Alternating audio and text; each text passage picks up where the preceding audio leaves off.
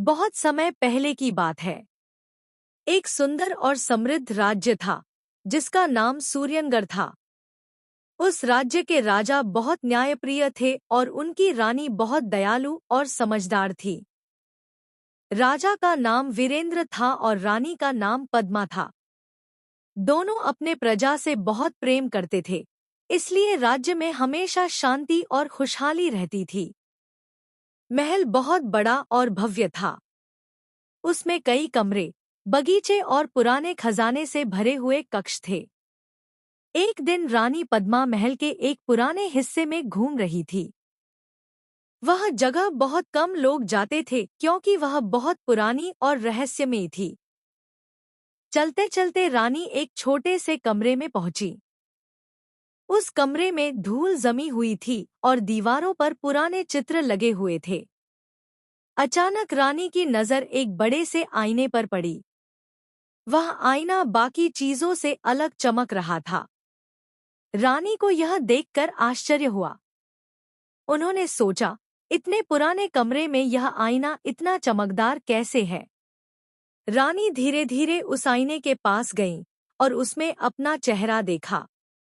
जैसे ही उन्होंने आईने में देखा, अचानक उसमें हल्की सी रोशनी चमकने लगी। रानी घबरा गईं और पीछे हट गईं। तभी आईने से एक धीमी आवाज आई, डरो मत रानी पद्मा, मैं एक जादुई आईना हूँ। रानी यह सुनकर हैरान रह गई। उन्होंने डरते डरते पूछा, तुम कौन हो और बोल कैसे रहे हो? आईना बोला, मैं सत्य और भविष्य दिखाने वाला आईना हूँ। मैं केवल उसी को दिखाई देता हूँ जिसका दिल साफ और सच्चा हो। रानी को यह सुनकर थोड़ा भरोसा हुआ। उन्होंने फिर पूछा, अगर तुम सच दिखाते हो तो मुझे मेरे राज्य के बारे में दिखाओ। आईने में अचानक धुंध छा गई और कुछ पल बाद उसमें एक दृश्य दिखाई देने लगा। रानी ने देखा कि राज्य के एक गांव में लोग बहुत परेशान हैं। वहां पानी की बहुत कमी हो गई थी और खेत सूख रहे थे। यह देखकर रानी का दिल दुख से भर गया। रानी तुरंत राजा के पास गई और उन्हें सब कुछ बताया। पहले तो राजा को यकीन नहीं हुआ, लेकिन रानी ने उन्हें उस कमरे में ले जाकर आईना दिखाया। जब राजा ने भी आईने में देखा तो वही दृश्य दिखाई दिया।